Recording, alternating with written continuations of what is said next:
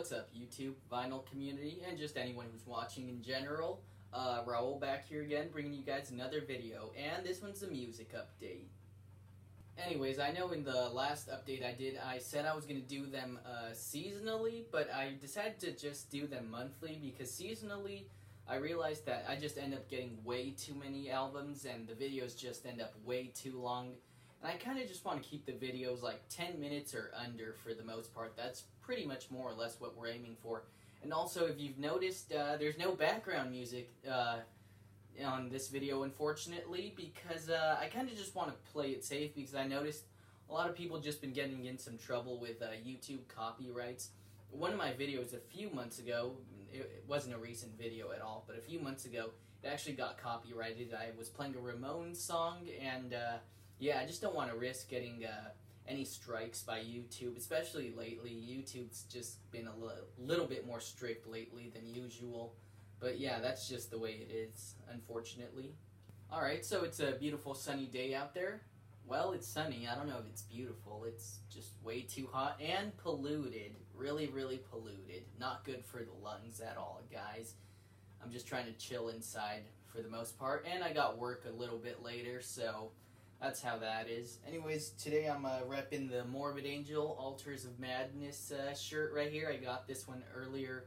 No, not this week. I got it last week. So, yeah, it's a pretty good shirt. Probably one of my favorite death metal albums of all time. But the good thing about doing monthly is that I have less albums to show, but at least I could talk more about the albums, give more of my opinion on the albums. So that's definitely an upside to doing them monthly right there. I got less albums, so therefore I got more time to talk about them.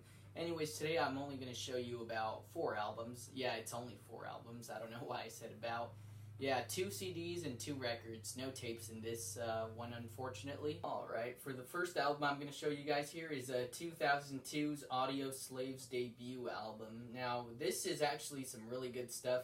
I bought it 2 weeks ago, and prior to buying this album, I never really listened to that much Audioslave. I just knew the song Like a Stone, and I knew Chris Cornell was the singer, so that's also another big reason why I bought it.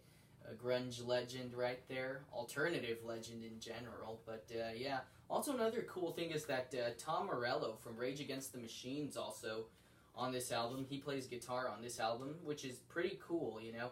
A lot of the riffs sound like your typical Rage Against the Machine riffs, you know, a lot of the solos as well.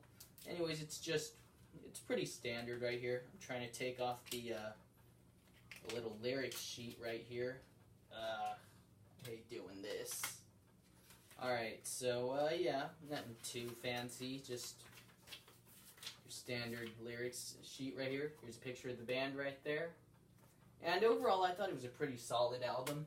Towards the end of the album, it does start to get weak. It's not a perfect album at all, but it's not a bad one either. My favorite song on this album would probably have to be the 4th song, What Are You? That one was actually a really good one. Show Me How to Live.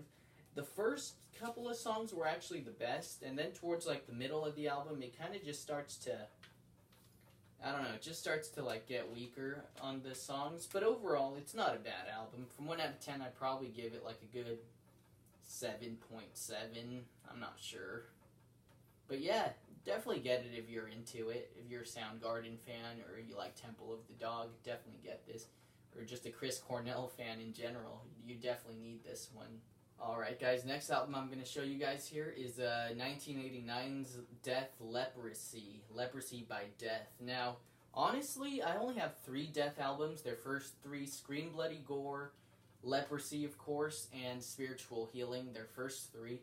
But of all 3, I would say this one's the best one I've heard, because Scream Bloody Gore was a good album, really good album, but it's just very primitive compared to this one. And Spiritual Healing was a really, really good album too, don't get me wrong, but somehow just this album just comes across as way more brutal and heavier than Spiritual Healing. So it definitely perfected what Scream Bloody Gore did. And anyways, the album art is just beautiful on these old school death metal albums right here. Just that beautiful pink background with that gorgeous like artwork right there. And yeah, this is definitely some of Chuck's best work that I've heard of, because like I said, I only got like their first 3 albums. Anyways, it's a 2 CD set. I'm not going to take out that second one, but they're just like live recordings of certain songs. You know, this album was just really, really good, guys. I'm going to show you guys some of the pictures here. Lots and lots of pictures here of the band. A lot of like posters from the time. See that? Really good stuff.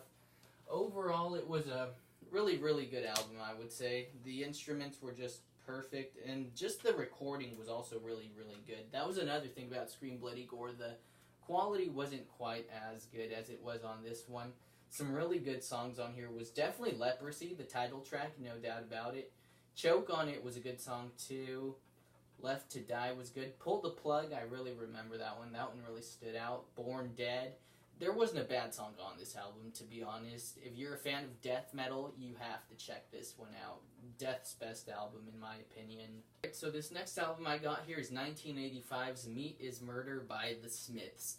Now, I don't have any other albums by The Smiths. Actually, only reason I bought this album was because, well, I know a lot of people who like The Smiths, and it was like $13 at my local record store, so I was like, hell, why not? I'm gonna give it a shot, you know? I heard this was one of their best albums, and I've definitely seen this around a lot all over Instagram and a little bit around YouTube as well. But overall, it was a pretty good album. Definitely post-punky. I don't want to say new wave, but it's post-punk would probably just be the best way to describe this. It's not really like hard, like hardcore punk, but it's not really like old school punk either. It's really good stuff, though. I haven't listened to it in a while. I mean, it's not really, really my thing. Like, I like it. You know, I don't think there's any bad genres of music out there, just bad artists.